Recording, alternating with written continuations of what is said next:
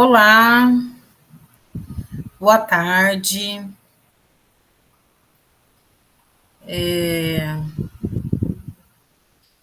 Eu vou apresentar aqui para vocês.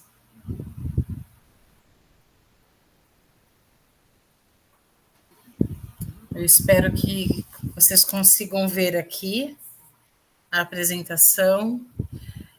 Bom, pessoal, eu estou aqui no Meet porque eu tive um problema para chegar por conta de um outro evento que está acontecendo hoje cedo, que foi na PUC, e aí acabou atrasando, e aí eu não vou conseguir chegar, né? Eu vou chegar depois das 3 horas, aí já vai ter passado o evento, as apresentações.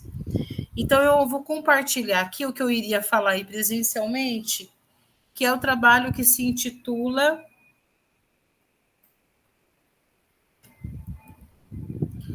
Palavras e Imagens no Limite do Risco, Arriscar em Travessia.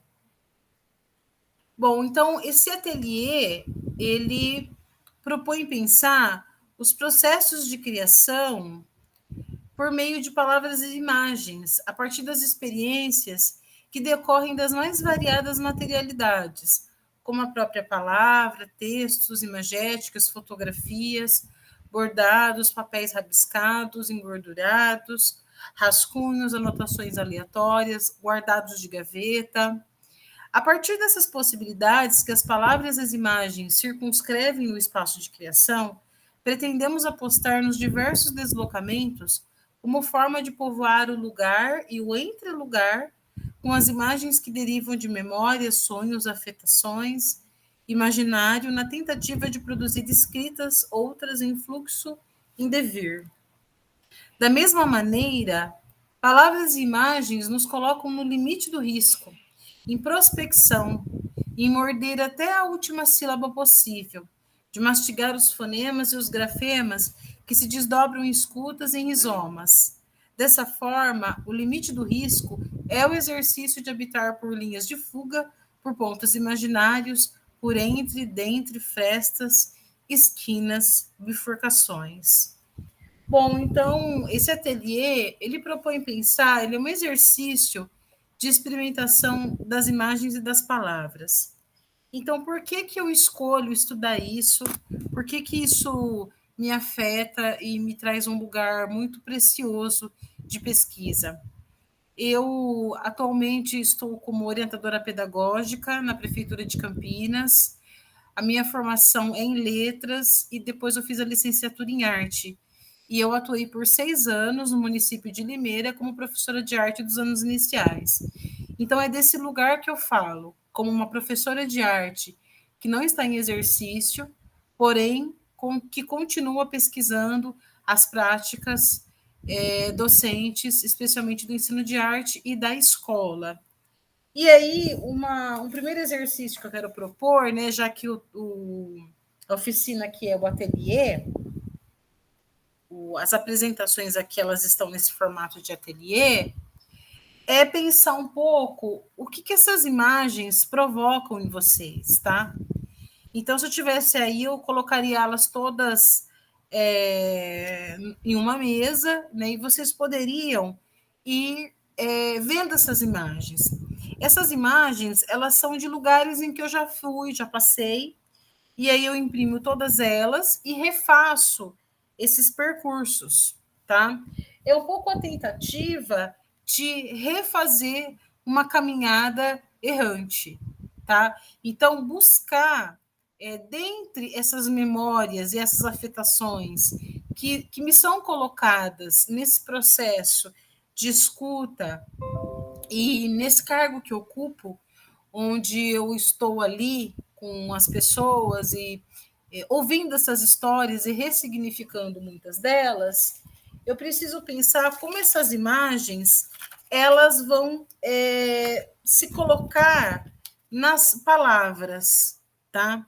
Então, as palavras estendidas com as imagens, elas atravessam as possibilidades, né? Que é pensar um pouco esse lugar dessas palavras, né? Como essas palavras se movimentam nesse grande arsenal. E aí, uma coisa que para mim é muito interessante de observar é como os caminhos que são colocados entre as imagens e entre as palavras, elas possuem bifurcações, né? Então, o tempo todo a imagem coloca, provoca e suscita que essas bifurcações esteja posta, né? E como que nós operamos com isso, tá? Então, de novo, eu volto da onde eu parto essa conversa, tá? Eu, por muito tempo, eu olhei para a arte, para o ensino de arte, especialmente em duas ideias que eu considero que são problemáticas para se discutir as questões relacionadas ao ensino de arte, que é a estética e a estesia. Né? Mas eu gosto de pensar mais ainda na estesia como o que é contrário, o que é antagônico à própria anestesia. Né? Então, quando a gente vai em algum lugar e a gente se sente que está anestesiado, né, que não está não tá sentindo, né, quer dizer, aquilo não atravessa o nosso corpo de alguma forma, como que essas imagens e essas palavras, elas atravessam? Qual é esse lugar da estesia que a gente está tratando? Né? Quer dizer, como e por que a gente aposta que a estesia seja um processo de trânsito e de deslocamento desses corpos? E aí eu gosto de pensar na ideia das bifurcações, né? Então eu fico assim, quando que eu pego né, que eu estou dirigindo, eu fico muito segura quando eu sei o caminho, né? Que eu sei onde eu tenho que entrar, para onde eu tenho que ir. Mas quando eu vejo que tem que eu tô aqui, mas que tem duas entradas, eu fico pensando, né? Por que eu não poderia mudar esse caminho? E aí, quando eu penso nisso, eu já olho, mas será que eu vou ter tempo para contornar e voltar para o que eu tinha que fazer? Então, as bifurcações, tá? Nesse modo como a gente está tratando aqui, ela exige desse corpo, tá? Que trata e que lida com as possibilidades, esse pensamento, esse campo expandido, esse olhar atravessado do tempo. Porque as bifurcações, quando a gente olha para as imagens e para as palavras, elas não estão apenas no tempo presente, mas elas requerem que o corpo transcenda esse lugar, esse espaço colocado, né? Então, de algum modo, quando a gente pensa nisso, a gente pensa que existe essas bifurcações, né? Que elas vão ora para um lado, ora para o outro, e elas nos provocam as reticências. Tá? Então, as reticências no processo de pensar as imagens e as palavras no limite do risco, elas são o que nos movimentam e o que nos escrevem, né? Ou nos prescrevem o que vem a seguir. Né? Então, por exemplo, isso aqui é um trabalho fotográfico que eu fiz na ocasião da dissertação de mestrado, que foi defendida esse ano no Instituto de Artes da Unesp, sob a orientação da professora Eliane Patrícia, que está aqui no seminário também. Tá? O que é legal de pensar é que isso daqui, essa montagem, né, ou essa relação que eu faço com as imagens, ela está ancorada nesse pensamento que eu trago aqui, que é pensar as imagens, as palavras, qual é o limite do risco? O limite do risco é aquilo que a gente, enquanto orientador, enquanto professor, enquanto dançarino, ator, quer dizer, qual é a atividade que a gente faz que nos movimenta, que nos coloca, que nos tira desse lugar para pensar essas reticências, né? E aí eu trago para vocês pensarem as pausas. Quer dizer, a gente precisa pensar que essas bifurcações que nos levam às reticências, elas também nos colocam também nesse lugar da pausa, né? Então, a pausa, ela também traz esse lugar para a gente olhar, para a gente pensar, para a gente movimentar. Isso é muito interessante, isso traz um aspecto muito gostoso, né, da pesquisa, né? Que é isso, é a gente entender que como é que esse corpo, né, esse corpo que está aqui como orientadora, como professora, como filha, como ele se movimenta nessa ideia das imagens e das palavras. Qual é a relação que a gente faz com isso?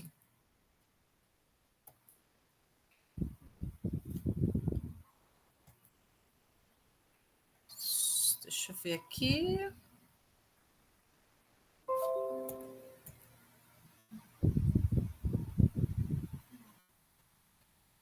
Ah, tá. Aqui já finaliza. Isso. Deixa eu voltar. Então, gente, assim, olha, eu fui falando, né, um pouquinho mais rápido por conta do tempo, mas eu queria deixar para a gente pensar aqui, como eu não vou estar aí para poder discutir, debater, eu queria pensar com vocês e colocar algumas questões que eu acho importante nesse trabalho com imagens e palavras, tá? Que é problematizar por que, que a gente faz isso, né? Então, eu trabalhei isso muito no mestrado, a partir da literatura, a partir do Manuel de Barros, expandindo esse olhar das bordaduras e das poéticas, mas eu fico muito curiosa é, e muito alimentada e nutrida para entender e para problematizar por que, que a gente faz isso, né? Mas às vezes esse porquê ele não está colocado racionalmente. A gente consegue ter pistas desse trabalho quando a gente vai nos movimentando pelas imagens, né? Então, as imagens, elas colam no nosso corpo e elas movimentam essa grande roda, né? E, ao mesmo tempo, elas nos coloca para pensar várias questões importantes nesse trabalho que a gente faz com as imagens e com as palavras. E, por fim, eu compartilho aqui com vocês, eu acho importante da gente trazer a literatura, né? Eu que tenho esse pé na literatura e gosto de trazer a palavra como materialidade, eu queria ler um trechinho desse livro aqui, Bagagem, da Adélia Prado, em que ela vai dizer, em um dos. Ela tem vários poemas aqui, mas esse me tocou de uma forma muito interessante. Se chama Nímico. Nasceu no meu jardim um pé de mato que dá flor amarela. Toda manhã vou lá para escutar a zoeira da incestaria na festa. Tem zoado de todo jeito. Tem do grosso, do fino, de aprendiz e de mestre. É pata, é asa, é boca, é bico. É grão de poeira e pólen na fogueira do sol. Parece que a arvorinha conversa. Então, gente, olha, a Adélia Prado, nesse livro Bagagem, por que eu gosto muito de pensar e de refletir com vocês um pouco essa ideia das imagens e das palavras. Esse livro Bagagem é a estreia da Adélia Prado, né? É o primeiro livro que ela publica como escritora. E o que me mobiliza a pensar a partir do anímico é quais são as estreias que a gente faz, né?